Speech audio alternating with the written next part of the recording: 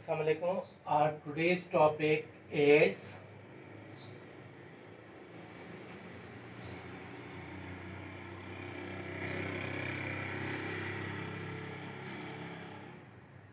depreciation. Okay. Now, depreciation is derived from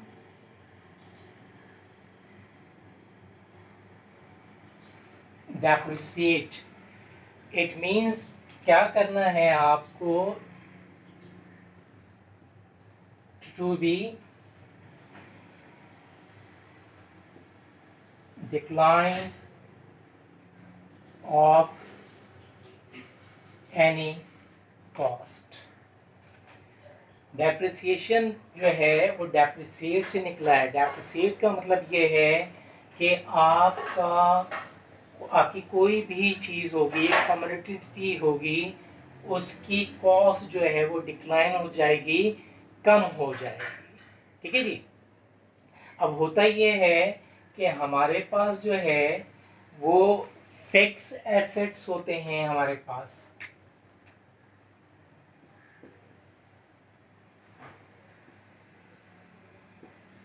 और fix assets कौन कौन से होते हैं हमारे? फॉर एग्जाम्पल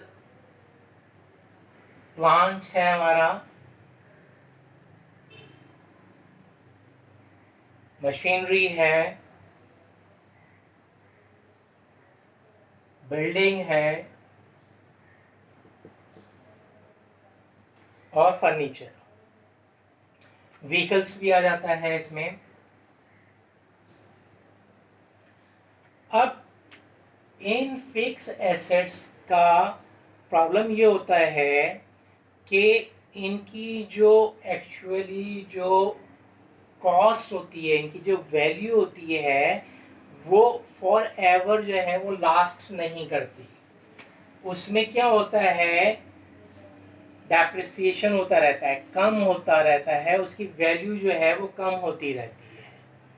फॉर एग्जाम्पल मैं आपको एक मिसाल देता हूँ कि जब आप गाड़ी नहीं लेते हैं, व्हीकल लेते हैं और उसको आप रोड पे लेकर आते हैं, तो 1-2-4 दिन के बाद आप नोट करते हैं कि उसके टायर्स जो है वो घिस गए हैं। ठीक है, तो उसकी वैल्यू में क्या हो गई, कमी हो गई। आप अपने घर की एग्जांपल लें, फैन लेते हैं आप, फैन थोड़े दिनों के बाद चलता है तो उसमें से जो है थोड़े दिनों के बाद जो है आवाज़ें आनी शुरू हो जाती हैं। आप इलेक्ट्रिशियन को लेकर आते हैं तो वो कहता है जी इसका बैरिंग जो है वो घिस गया है, इसका कैपेसिटर जो है वो ख़राब हो गया है। तो ये जो चीज़ें उसके वेयर एंड टेयर में आ रही हैं, वो उसकी फिक्स एसेट्स की वैल्यूज़ को जो है वो डिक्लाइन करती हैं, कम करती है। यहाँ तक तो बात मेरे ख्याल से समझ में आ गई होगी। मैं थोड़ा सा फिर रिपीट कर देता हूँ, 2 मिनट का एक छोटा सा लेक्चर। कि टॉपिक है हमारा डेप्रिसिएशन। डेप्रिसिएशन का मतलब हुआ, डेप्रिसिएट से निकला है। Depreciate means to be declined of any cost. कोई भी आप अपनी एसेट लेंगे, कोई भी कमोडिटी लेंगे, चीज़ लेंगे, आफ्टर सम टाइम उसकी वैल्यू जो है वो कम हो जाएगी। उसके रीजंस क्या हैं उसके ऊपर हम अभी बाद में लेकर आते हैं। और ये जो डेप्रिसिएशन होगा ये होगा हमारा फिक्स एसेट्स के ऊपर। और फिक्स एसेट्स में मैंने आपको 5 में एग्जांपल्स दे दिए हैं, प्लांट, मशीनरी, बिल्डिंग, फर्नीचर और व्हीकल। और फिर मैं रिपीट कर रहा हूँ कि इनकी वैल्यूज़ जो है आफ्टर सम टाइम्स जो है वो कम होती चली जाती हैं। जो मैंने एग्जांपल दी, आप जो है फ़ैन की एग्जांपल कि वो थोड़े दिनों के बाद चलना शुरू करता है तो उसमें से आवाज़ें आती हैं, आपको नया कैपेसिटर बैरिंग लगाना पड़ता है। कुछ टाइम के बाद 4-5-6 महीने के बाद आपकी गाड़ी के टायर्स घिस जाते हैं, वो चेंज करने पड़ते हैं आपको। आप कंप्यूटर लेकर आते हैं तो उसमें रोम रैम लगानी पड़ जाती है आपको। ये सारी चीज़ें क्या कर रही हैं, उसकी जो एक कॉस्ट है, वैल्यू है, उसको कम कर देती है। ठीक है जी। अब हम थोड़ा सा आगे बढ़ते हैं और इसकी डेप्रिसिएशन की डेफिनेशंस को देखते हैं कि ये डेप्रिसिएशन की जो एग्जांपल है, वो डेफिनेशन है, वो है क्या।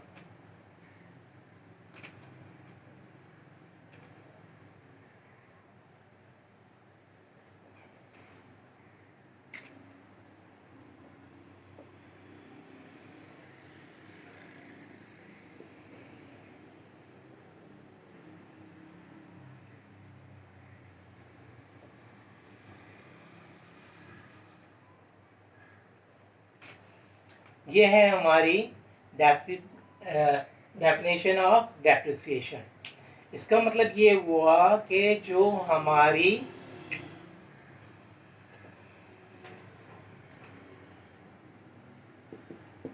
डेप्रिसिएशन इज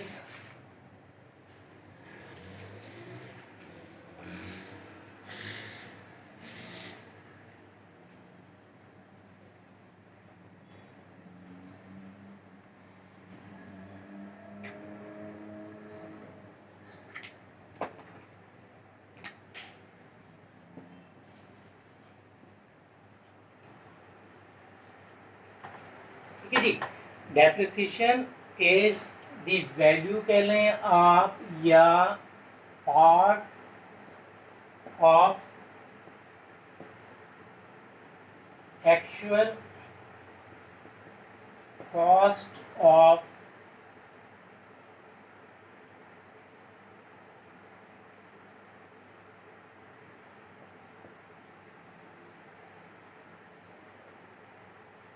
fixed assets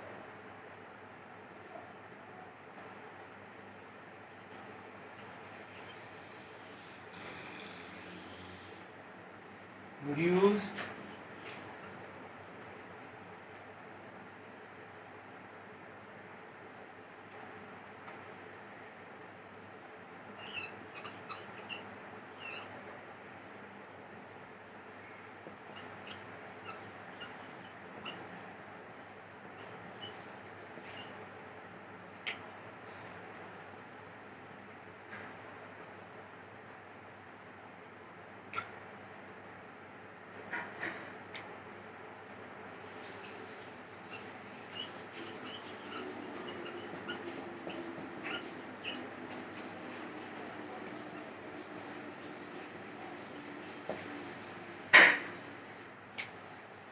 ठीक है जी।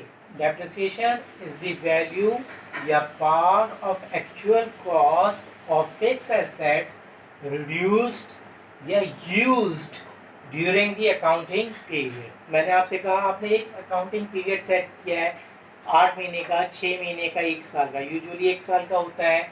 तो उस ड्यूरेशन में हमारा जो फिक्स एसेट है, व्हीकल है, फर्नीचर है, बिल्डिंग है, वो उस एक अकाउंटिंग पीरियड में जितना यूज्ड हो गया वो वाला पोर्शन जो है, वो अमाउंट जो है, दैट इज कॉल्ड डेप्रिसिएशन। उसकी जो वैल्यू थी उसमें से हमारा एक पोर्शन जो है वो कम हो गया, उसने उसकी वैल्यू को डेप्रिसिएट कर दिया, कम कर दिया।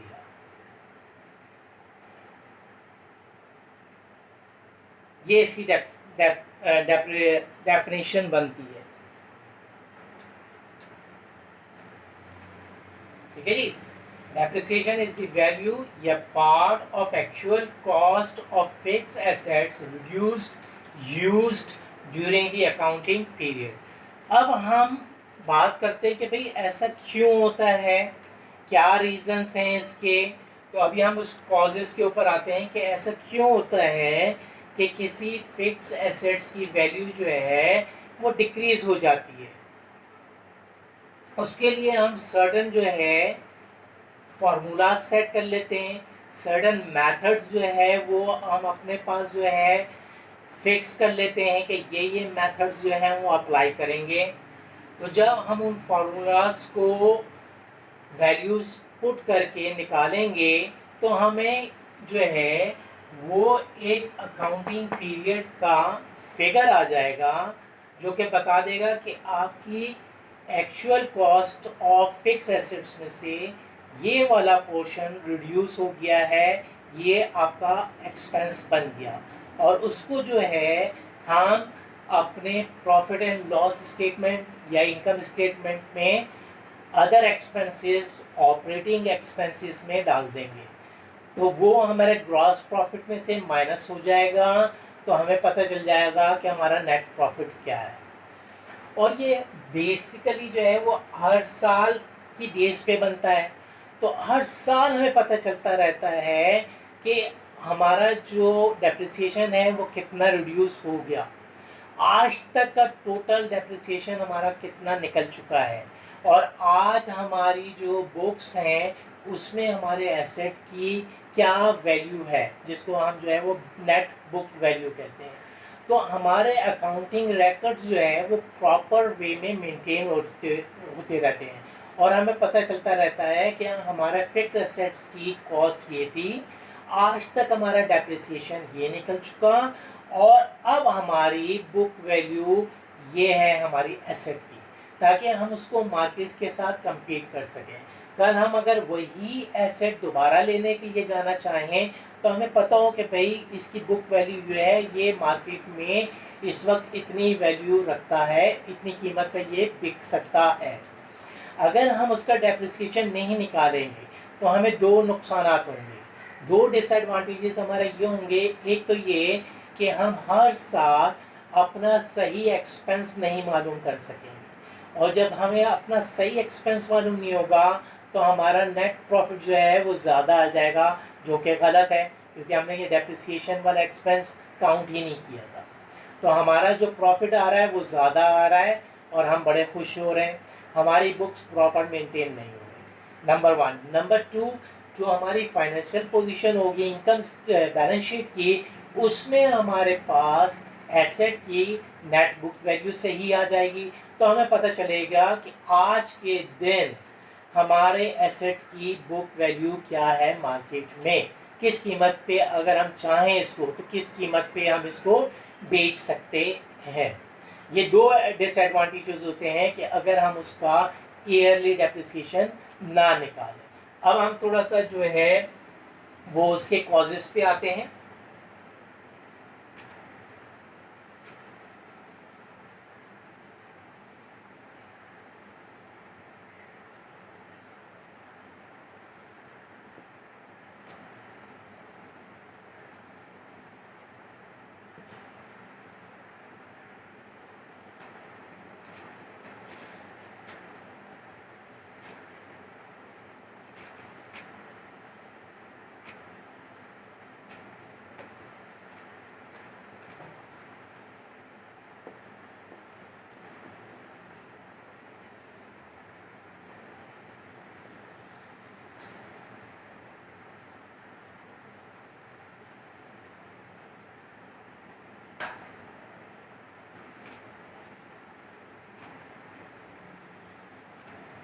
ठीक है जी, ये हमारे जो है कॉजेस ऑफ डेप्रिसिएशन की अभी हम एक लिस्ट बनाएंगे।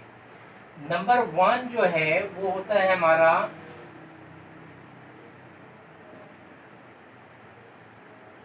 Where and tear. Wear and tear का मतलब ये हुआ कि आपका जो है चीज़ें जो हैं घिस रही हैं, उनकी वैल्यू कम हो रही है। आप शूज़ लेते हैं, after certain time period of time आप देखते हैं कि आपके शूज़ नीचे से जो है वो घिस गए हैं।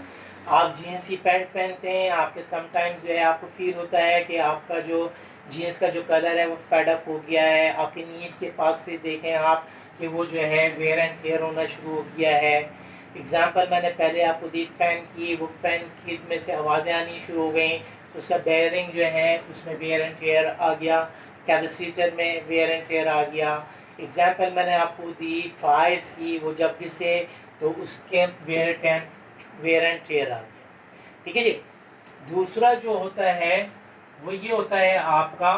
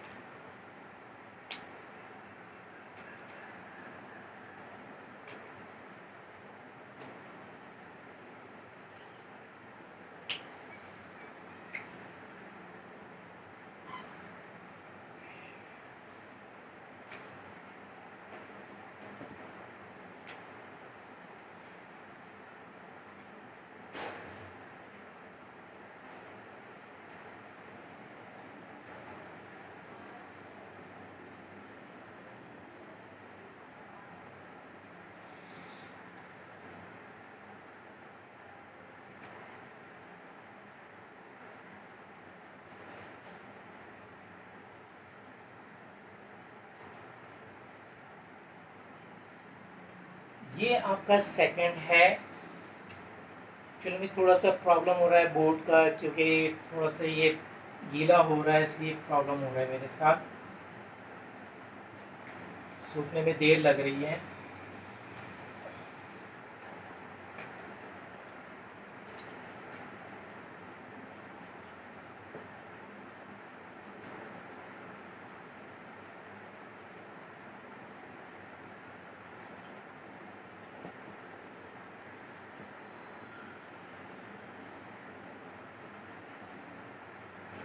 ये आपका जो है टाइम फैक्टर आ जाता है, उसमें जो है आपका ये आउटडेटेड हो जाती हैं कुछ चीज़ें आपकी।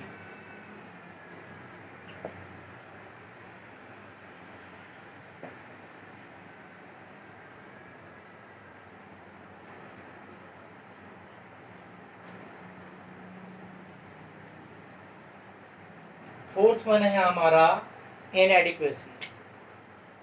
वेट है, मैंने आपको कह दिया।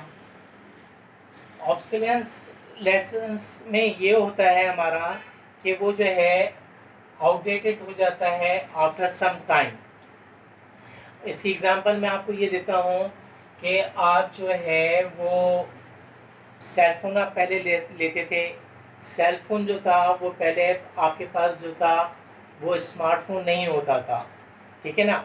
आजकल उसके फीचर्स चेंज हो गए, वो फीचर फ़ोन कहलाता था, अन स्मार्टफोन था वो।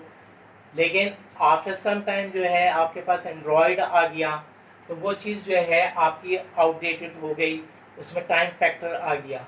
फिर ये है आपके इनएडिक्वेसी। इसमें ये होता है कि आपके पास कोई चीज़ जो होती है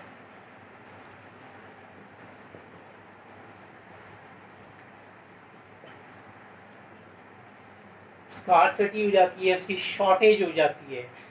आप कंप्यूटर लेते हैं, कंप्यूटर में आफ्टर सम टाइम जो आपको रियलाइज़ होता है कि आपने जो है बहुत ज़्यादा काम करना है, बहुत ज़्यादा वर्किंग करनी है आपने उसके अंदर, तो आपको फील होता है कि उसका रोम जो है वो कम हो गया है।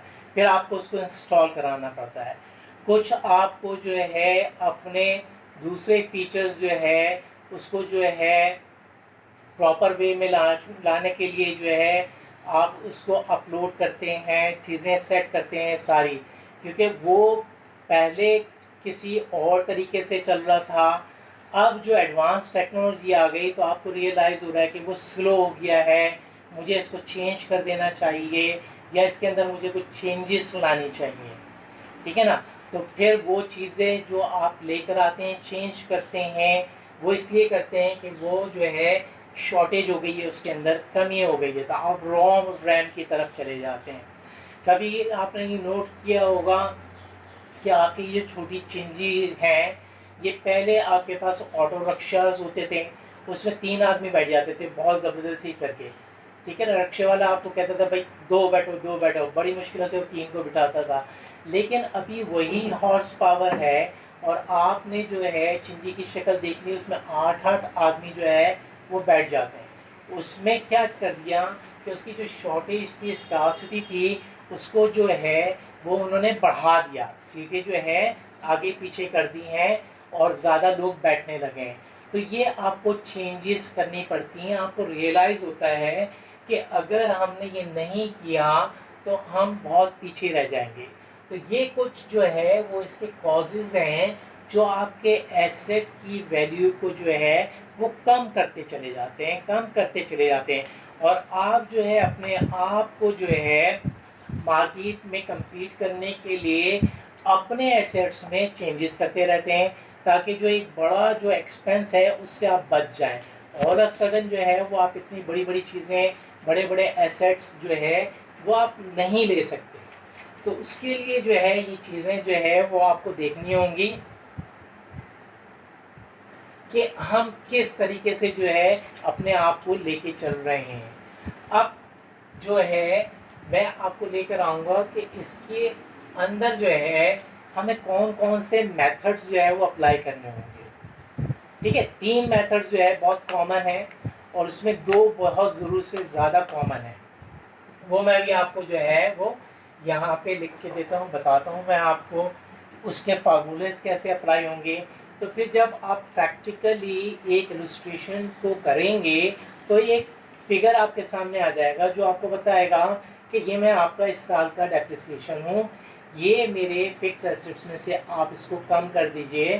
जब आप उसको कम करेंगे तो मैंने पहले कहा कि आपका प्रॉफिट भी सही आ जाएगा, आपके एक्सपेंसेस की वैल्यूज़ भी सही आ जाएंगी और आपकी फाइनेंशियल पोजीशन में आपका जो फिक्स एसेट्स है उसकी वैल्यू भी सही आ जाएगी।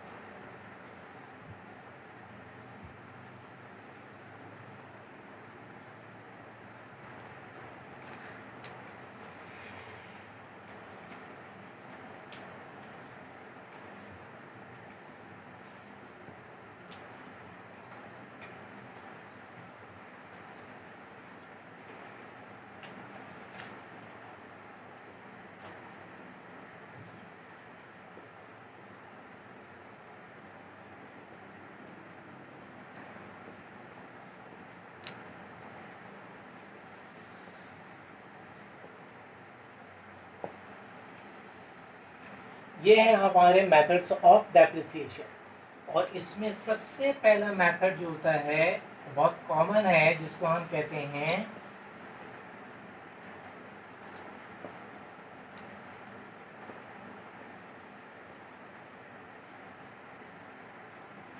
Straight line method.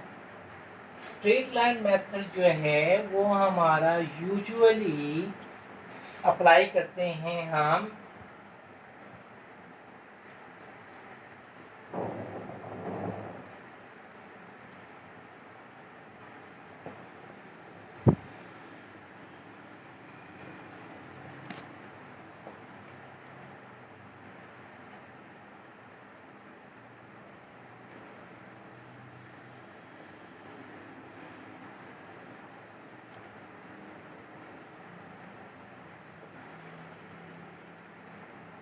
ये हमारा अप्लाई होता है ऑन नॉन प्रोडक्टिविटी एसेट्स। इसका मतलब ये हुआ कि जैसे हमारे पास है फर्नीचर,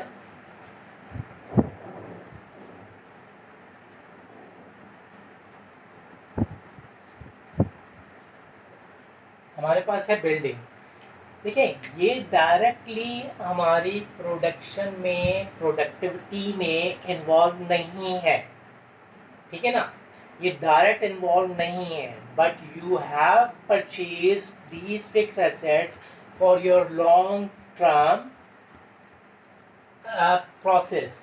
तो उस लॉन्ग टर्म प्रोसेस में जब आपने फर्नीचर रखा हुआ है तो आपके क्लाइंट्स आते हैं, आपके सप्लायर्स आते हैं, आपके गेस्ट्स आते हैं, आपके डेटर्स आते हैं, वो उन सोफा सेट पे बैठते हैं। अब इसकी आपको एक छोटी सी एग्जांपल मैं आपको दे रहा हूँ कि जब घर में आपका सोफ़ा सेट होता है तो आपको रियलाइज़ होता है कि आफ्टर सम टाइम्स जो है वो सोफ़ा जो है वो दब गया है, पिचक गया है, ठीक है, कहीं से जो है वो उसका स्प्रिंग थोड़ा सा बाहर आ गया है। तो उसने क्या किया कि जो उसकी एक्चुअल कॉस्ट थी उसको रिड्यूस कर दिया। तो आपने इसी तरह जब अपने बिजनेस के लिए एक अपने ऑफिस में सेटिंग की हुई है, अपने स्टाफ को, अपने क्लाइंट्स को बिठाने के लिए, तो आफ्टर सम टाइम आपको वहाँ पे भी यही सिचुएशन आएगी कि उसका कलर फेड होने लगेगा, कहीं से वो फट जाएगा, वेयर एंड टेयर हो जाएगा, कहीं से स्प्रिंग निकल आएगा, कहीं ज़्यादा आदमी बैठता है तो वो हिस्सा ज़्यादा दब जाता है।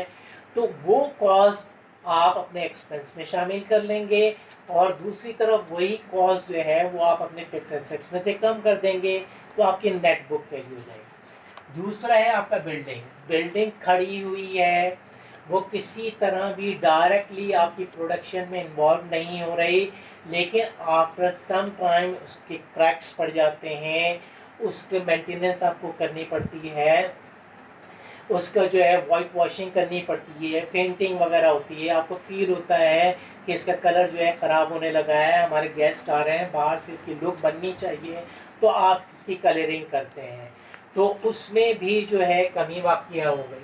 तो ये स्ट्रेट लाइन मेथड जो है वो किसके ऊपर अप्लाई होता है? नॉन प्रोडक्टिविटी एसेट्स, जैसे कि आपका फर्नीचर है और आपका बिल्डिंग है। अब मैं इसका फार्मूला लिखता हूँ।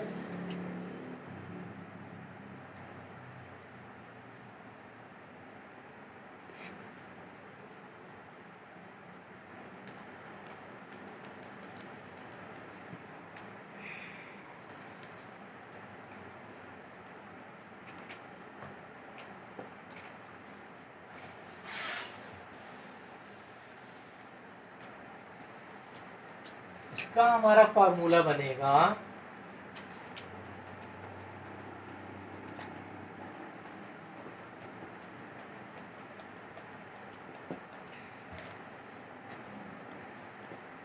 Cost minus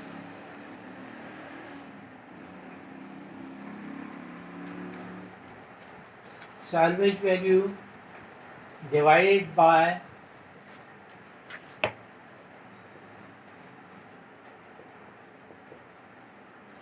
estimated life।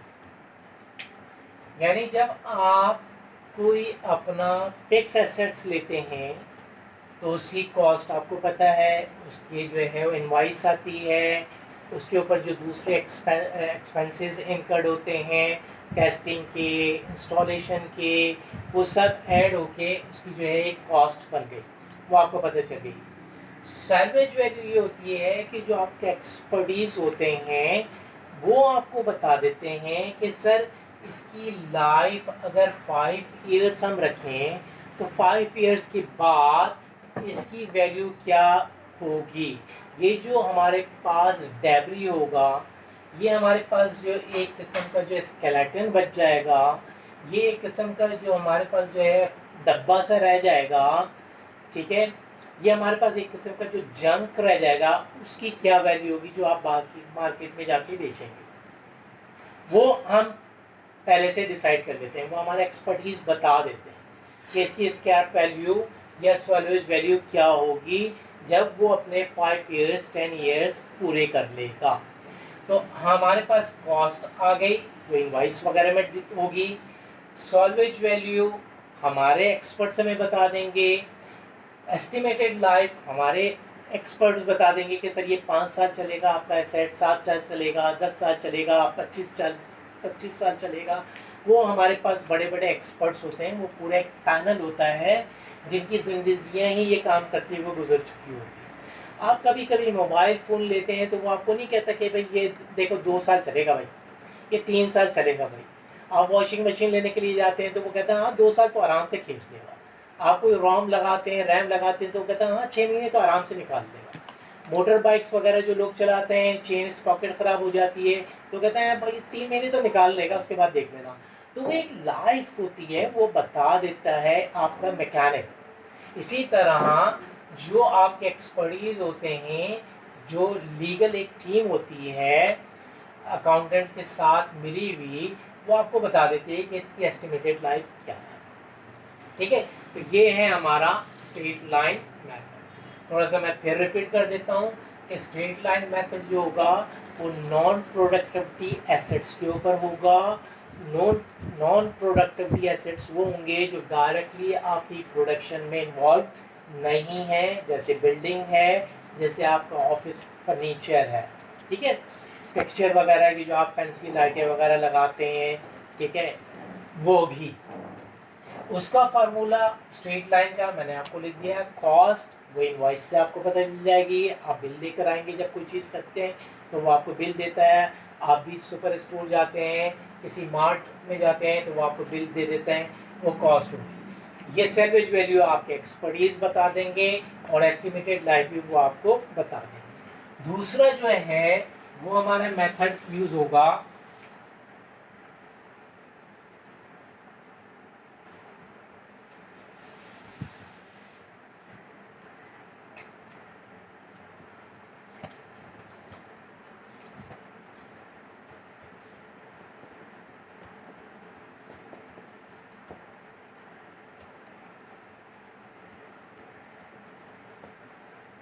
Diminishing balance method. Diminishing balance method जो होता है वो मैंने आपको जैसे उसकी एग्जांपल दी, ये होंगे आपको अप्लाई ऑन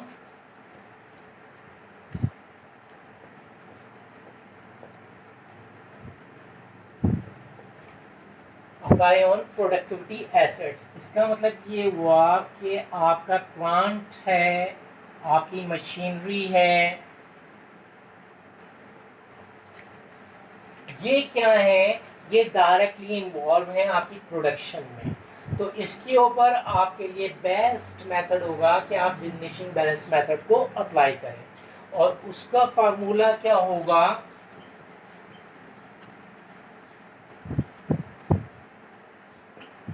इसमें भी कॉस्ट आ जाएगी, माइनस हो जाएगा आपका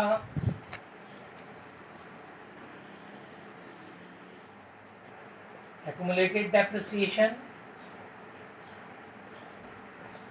और मल्टीप्लाई होगा आपका रेट ऑफ परसेंटेज। कॉस्ट पहले की तरह आपके पास इनवाइस रखी हुई है।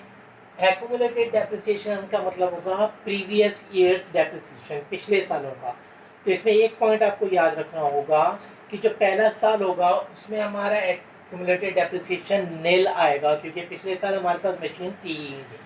और रेट आपको क्वेश्चन में बता देगा कि आपने कितना रेट निकालना है। तो फिर आप जब इसकी कैलकुलेशन करेंगे तो आपके पास आंसर आ जाएगा। लेकिन जब आप दूसरे साल का डेप्रिसिएशन निकालेंगे तो कॉस्ट वही रहेगी और एक्यूमुलेटेड डेप्रिसिएशन जो पहले साल का निकाला था वो आ जाएगा यहाँ पे, ठीक है। और फिर रेट वही 10%, 12%, 15%, 5% वो आप कैलकुलेट करेंगे तो आंसर आ जाएगा।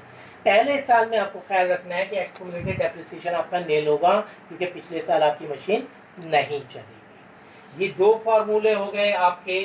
तीसरा फार्मूला जो है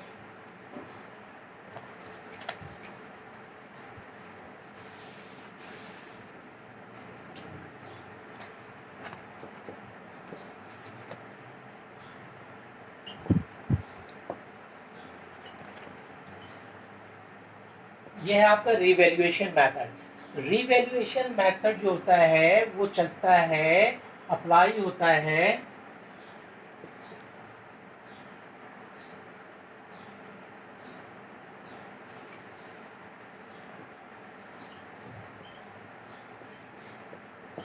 लूज टूल्स के ऊपर। अब लूज टूल्स किन लोगों के पास होते हैं? लूज टूल्स होते हैं इलेक्ट्रिशियंस के पास। लूज टूल्स होते हैं आपके कारपेंटर के पास। लूज टूल्स होते हैं आपके मैकेनिक के पास, बार्बर्स के पास। ये वो लोग होते हैं जिनके पास हैवी मशीनरी नहीं होती, छोटे छोटे से टूल्स होते हैं, हैमर्स होती हैं, सीजर्स होते हैं, प्लास होता है, स्क्रू ड्राइवर होता है, सॉ होता है, हैमर होती हैं, ये लूज टूल्स होते हैं। तो ये जो प्रोफेशनल्स होते हैं वो अप्लाई करते हैं लूज टूल्स को, ठीक है जी। लूज टूल्स के लिए आपको ये करना होगा, इसका जो फॉर्मूला होगा आपका वही जो बार बार जो आ रहा है हमारा कि कॉस्ट क्या होगी, कॉस्ट क्या होगी, कॉस्ट क्या होगी। तो आपको क्या करना होगा, पहले इसमें करना होगा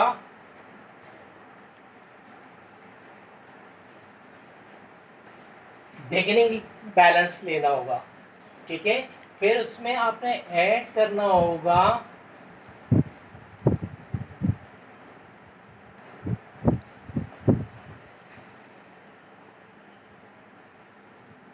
परचेज करेंगे आप ड्यूरिंग दी ईयर, परचेज करेंगे आप ड्यूरिंग दी ईयर को ऐड, और फिर लेस करेंगे आप क्लोजिंग